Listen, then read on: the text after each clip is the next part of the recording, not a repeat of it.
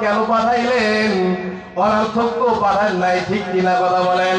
আল্লাহ পাক কোরআনে জানায় দেয়, আফা হাসিবতুম আন্নামা খলাকনাকুম আবাসা। আমি তোমাদেরকে, তোমরা কি মনে করো, তোমরা কি ধারণা করো আমি তোমাদেরকে অনর্থক সৃষ্টি করেছি? বলে না না, আমি তোমাদেরকে অনর্থক সৃষ্টি করি নাই। আল্লাহ তাআলা কেন সৃষ্টি করলেন? আল্লাহ পাক এর জবাব কোরআনে কারিমে জানায় দেয়, ওয়ামা খালাকতুল জিন্না ওয়াল ইনসা ইল্লা লিয়াবুদুন।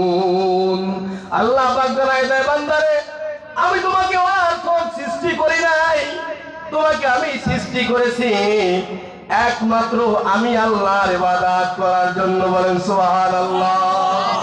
আল্লাহ আমাকে কেন সৃষ্টি করছেন সবাই বলেন তো? কিসের জন্য বানাইছে? তার ইবাদত করার জন্য। করেননি? তাহলে নামাজ কেন পড়েন না? মাল হইলে যাকাত কেন দেন না? সত্যের পক্ষে কেন সাক্ষী দেন না? মিথ্যা কথা কেন বলেন? ওই তো আল্লাহ পাক বললেন ইবাদতের জন্য বানাইলাম, ইবাদত কেন করেন না? তাহলে বোঝা গেলেন আপনি আল্লাহর নাফরমানি করতেছেন। তাহলে আল্লাহ বানাইলেন ইবাদত করার জন্য, তাকে মাবুদ বলে স্বীকার করে তার কুদরতি কদমে সিজদা দেব, তার হুকুমগুলো মানব। এই জন্যই যে আল্লাহ বানাইছেন, ঠিক কিনা কথা বলেন? আল্লাহ পাক তার ইবাদত করার জন্য বানাইছেন। ইবাদত কতদিন যাবত করতে হবে? এর জবাবে আল্লাহ তাআলা কোরআনে জানায় দেয়, ওয়াবুদু রাব্বাকা হাত্তা ইয়াতিয়াকাল ইয়াকিন। মারহাবা। আল্লাহ পাক জানায় দেয়, একেবারে মৃত্যুর আগ পর্যন্ত। কোন পর্যন্ত? মৃত্যুর আগ পর্যন্ত আল্লাহর ইবাদত করতে হবে। যতক্ষণ তোমার হুশ হাওয়াস বাকি থাকবে ততক্ষণ পর্যন্ত আল্লাহর ইবাদত তোমার উপর থেকে মাফ হবে না। যখন তুমি একেবারে বিছানা হয়ে যাবে, তোমার হুশ হাওয়াস বাকি নাই, তখন তোমার জন্য শরীয়ত কি বৈধ দিয়েছে? তখন তোমার জন্য ইবাদত শরীয়ত না করার বৈধ দিয়েছে। যখন তোমার একেবারে হুশ হাওয়াস বাকি থাকবে ততক্ষণ তোমার আল্লাহর ইবাদত করে যেতে হবে। না ঈমান আনলে ইবাদত লাগবে না? একদল তো বলে পরিপূর্ণ ঈমান আইসা গেলে তার আর ইবাদতের দরকার নাই, নামাজ রোজার দরকার নাই। ঈমান আনছি, নামাজ রোজার দরকার নাই। তাহলে আল্লাহ এখানে কি বললেন? একেবারে মৃত্যুর আগ পর্যন্ত ইবাদত চালায় যেতে হবে। আল্লাহ রাসূল কতদিন পর্যন্ত ইবাদত করেছেন? একেবারে শেষ বয়সে মৃত্যুর আগ পরে মসজিদে যেতে পারেন না। ইতিহাস বলে, সাক্ষী দেয়, হাদিস প্রমাণ করে, নবীজি সাহাবাদের কাঁধে ভর করেও মসজিদে গিয়েছেন।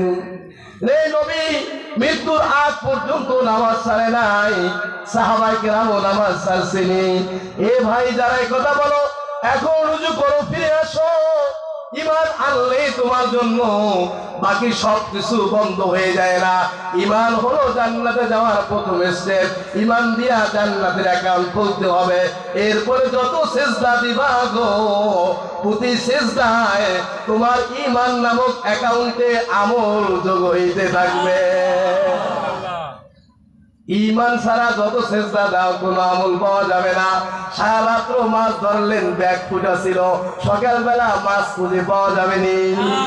ঈমান ছাড়া হলো নেক আমল ফুটাওয়ালা ব্যাগের মতো, সারা রাত্র মাছ ধরা পড়ে, যেমন সকালবেলা মাছ খুঁজে পাওয়া যায় না। তুমি ঈমান ছাড়া যদি কিয়ামত পর্যন্ত সিজদায় পড়ে থাকো, ফলাফলে তুমি জিরো, ঠিক কিনা কথা বলেন? তাহলে ইবাদত করবো মরার পর্যন্ত ছাড়া যাবে নি। শক্তি থাকতে এই জীবনটা এখনই সময় আছে, শক্তি আছে, জীবনটাকে সৎ পথে ব্যয় করে দাও। তাহলে ইবাদত করতে হবে মৃত্যুর আগ পর্যন্ত, ঠিক কিনা কথা বলেন? তাহলে মৃত্যু কবে আসবে জানেননি? মৃত্যু কবে আসবে কারো কাছে বলছেনি? কেন বলে নাই আল্লাহ তাআলা? এই মৃত্যুর সময়টা কেন আল্লাহ জানায় দেয় নাই? যদি মৃত্যুর সময়টা জানায় দিত তাহলে মানুষ কিছুদিন আগেই তওবাতিল্লাহ করে একেবারে সুফি সাধক হয়ে যেত। আল্লাহ পাক সময়টাকে জানা নাই, এই জন্য যাতে করে সময়ের কেন জানা নাই, বান্দার 24 মৃত্যুর জন্য প্রস্তুত থাকে, ঠিক কিনা কথা বলে? যেন 24 ঘন্টা পরকালের জন্য প্রস্তুত থাকে। এই ঘোষণা থাকার পরও মানুষ দেখেন 24 ঘন্টার 5 ওয়াক্ত নামাজেরও ধারে কাছে খুঁজে পাওয়া যায় না। তাহলে মৃত্যু কবে আসবে? আল্লাহ পাক কোরআনে জানায় দেয়, লিকুল্লি উম্মাতিন আজাল, প্রতিটা মানুষের মৃত্যুর সময় নির্ধারণ করে দিয়েছে। প্রতিটা মানুষের মৃত্যুর সময় নির্ধারণ করে দিয়েছে। কিন্তু এই মৃত্যুর সময়টা কবে আসবে, এটা যেই মৃত্যু কবজকারী, যে জান কবজ করে, এই আজরাইলও মৃত্যুর সঠিক সময় বলে দিতে পারে না। অথচ হাদিস সাক্ষী দেয়, প্রতিটা মানুষের ঘরে আজরাইল দৈনিক 25 বার গুল্লি মারে, টক্কর দেয়। তারপরও সে জানে না কার কখন মৃত্যুর সময় নির্ধারণ করে। প্রশ্ন করতে পারেন, হুজুর তাহলে আজরাইল কিভাবে তার জান কবজ করে? আজরাইলকে এতটুক আগে জানানো হয় যতটুক সময় সে তার গিয়ে জান কবজ করতে পারে। বলেন সুবহানাল্লাহ। আল্লাহ পাক সূরা লোকমানে জানায় দেয়, ইন্নাল্লাহা ইনদাহু ইলমুস সাআ ওয়া ইউনাজ্জিলুল গায়স ওয়া ইয়ালামু মা ফিল আরহাম ওয়া মা তাদরি নাফসুম মাযা তাকসিবু গাদা ওয়া মা তাদরি নাফসুম বিআইয়ি আরদিন তামুত। সুবহানাল্লাহ।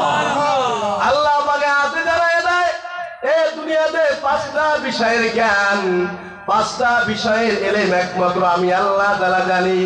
দুনিয়ার আর কেউ এই 5টার ব্যাপারে খবর রাখে না, খবর জানে না।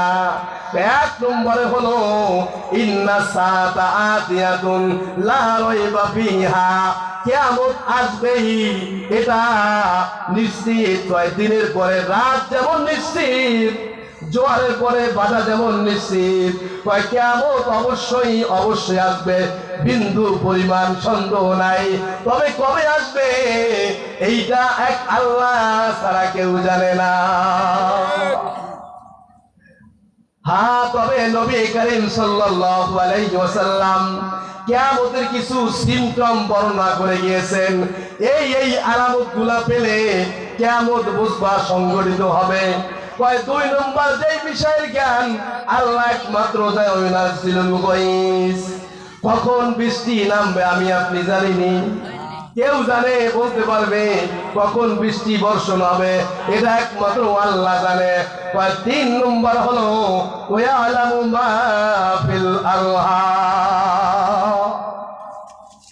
3 নম্বর হলো মাতৃগর্ভে, মায়ের গর্ভে কি আছে, এটা ছেলে হবে না মেয়ে হবে, এটা দিনদার হবে না বদ্দিন হবে, এটা মেধাবী হবে না এটা মেধাবী হবে না, এটা বলদ হবে না এটা চালাক হবে, এটা মোটা হবে না এটা চিকনা হবে, এটা বিকলাঙ্গ হবে না এটা সুস্থ সবল হবে, এটার কান হবে কিনা, এটার পা হবে কিনা, এ জীবিত দুনিয়া আসবে কিনা, না মায়ের পেটেই মরে যাবে, এটা একমাত্র কে জানে?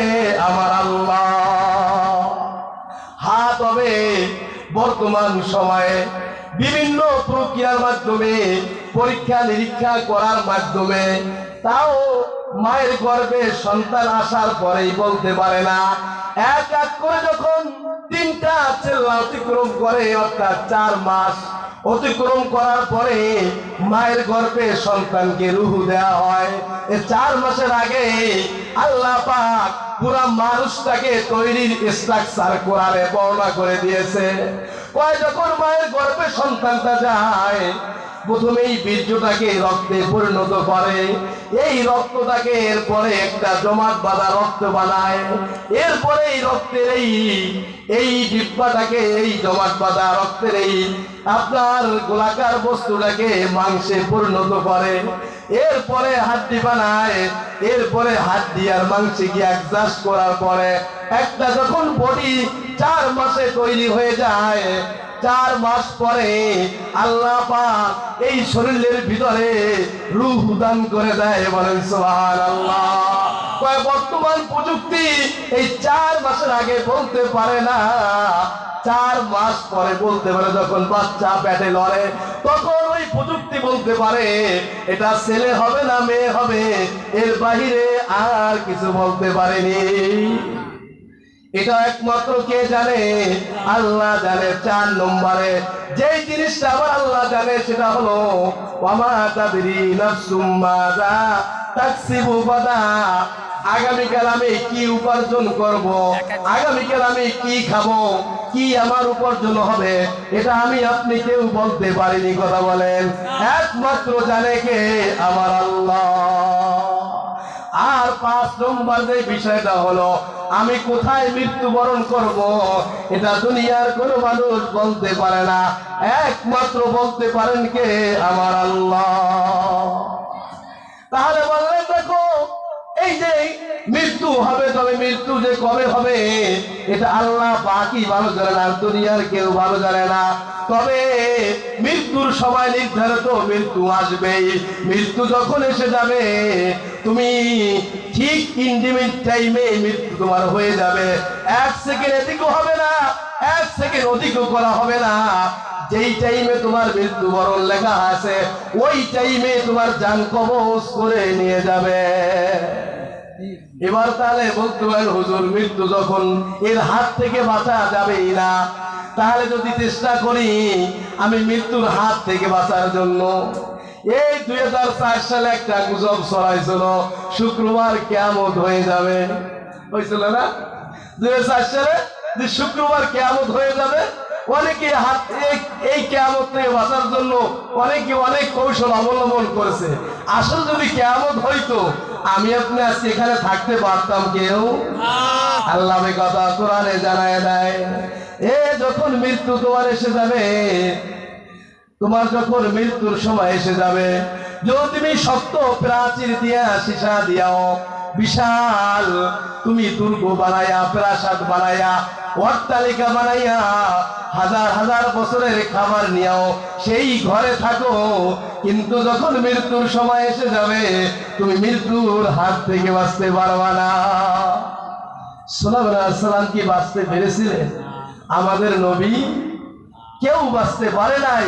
ঠিক যেই মৃত্যু দুনিয়ার থেকে চলে যেতে হয়েছে, আমার আপনার দুনিয়ার থেকে সকলেরই যাওয়া লাগবে। ঠিক কিনা কথা বলে? এখন কথা হলো দুনিয়ার থেকে যাব, তবে যাওয়াটা বড় কথা না, আমি কোন অবস্থায় গেলাম এটা হলো বড় কথা। আমি দেশ ছেড়ে গেলাম এটা বড় কথা না, আমি কোন অবস্থায় গেলাম এটা হলো বড় কথা। আমি দুনিয়ার থেকে যাব এটা বড় কথা না, আমি দুনিয়ার থেকে কোন অবস্থায় গেলাম। এমন জীবন নিয়ে গেলাম যেই জীবন মরার পরে মানুষ হাসে, মানুষ আলহামদুলিল্লাহ বলে, মানুষ সুবহানাল্লাহ বলে। এই মৃত্যু তো মৃত্যু না, এটা পশু জানোয়ার হিংস্র কুকুর পালনের মৃত্যুর চাইতো নিকৃষ্ট মৃত্যু, যেই মৃত্যুর পরে মানুষ হাসে। এই জন্য কবি বলে এমন জীবন তুমি করিও গঠন, এমন জীবন তুমি করিয়ে গঠন।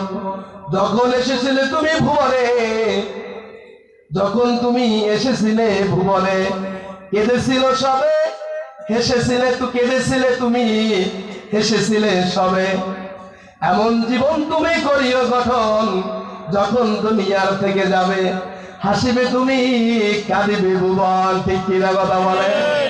এই জীবন হলো জীবন, এটাকে মানুষের জীবন বলে।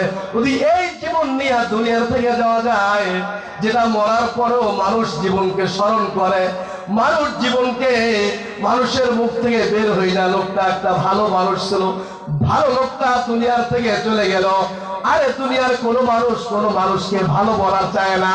যদি তোমার বন্ধু তোমাকে ভালো বলে, তোমার পাড়া প্রতিবেশী তোমাকে ভালো বলে, আমার আল্লাহ ভালো বলিয়া ভালোর খাতায় নামটা চালাইয়া দেয়।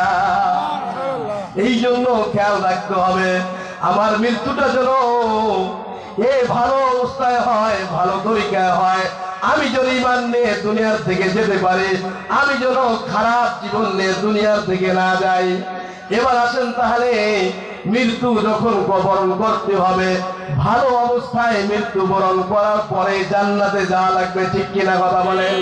এখন জান্নাতে গেলেই কি আমার ঢুকেই দে মালুবরি মামুবরির আবদার নেই? এ জান্নাত কি মামুবরি? গেলেই ঢুকেই দেবে, আসো ভাগনা বসো, খাওয়া দাওয়া আছে, জোর করে কি গেলাম এটা নি? জান্নাত তোমার মামুবরি না, জান্নাত হলো আমার আপনার আসল বাড়ি। বলেন সুবহানাল্লাহ। আমার আপনার আসল বাড়ি কোথায় বলতে পারেন? আমার আপনার আসল বাড়ি হলো জান্নাত। কোথায়? এই যে দুনিয়া সেটা বাড়ি না, এই বাড়ি আমার না, এটা হলো সাময়িকের জন্য। মানুষ ট্যুরে গিয়া হোটেল ভাড়া নেয় না, মুসাফিররা হোটেল ভাড়া নেয় না, আমরা সাময়িকের জন্য এ দুনিয়ার হোটেল বুকিং করে আসি। হোটেল বুকিং করলে যেই কয়েকদিন বুকিং করা হয় ওর পরে আর থাকা যায় না। ঠিক তদ্রুপ দুনিয়াতে আমি আপনি এ বাড়িঘর সব আবাসিক অনাবাসিক হিসাবে হোটেল বুকিং দিয়েছি, বুকিং এর সময় শেষ হয়ে যাবে, মৃত্যুর সময় চলে আসবে, আবার আপনার হোটেল ছেড়ে আসল ঠিকানা জান্নাতে চলে যেতে হবে। এবার আসেন, সফর শুরু হয়েছে কোথা থেকে? জান্নাত থেকে। সফর শেষ হবে কোথায় গিয়ে? আবার জান্নাতে গিয়ে। আমার আপনার আদি পিতা প্রথমে কোথায় ছিলেন? কথা বলেন। জান্নাতে ছিলেন। আমরাও সবাই ইনডাইরেক্ট ভাবে জান্নাতে ছিলাম।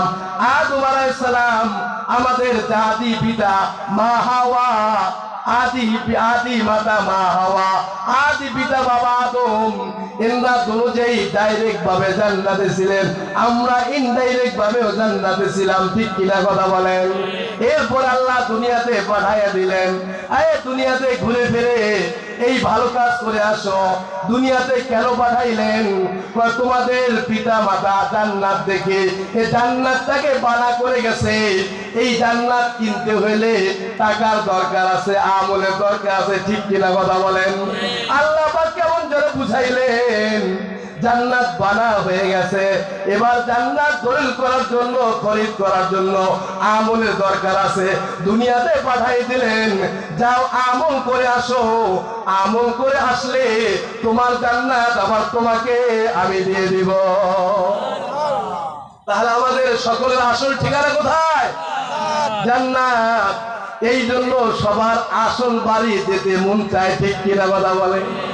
দুনিয়াতে আপনি যত বড় একজন পাপাচার লোক হোক না কেন, একজন গুনাহগার লোক হোক না কেন, আপনি জিজ্ঞেস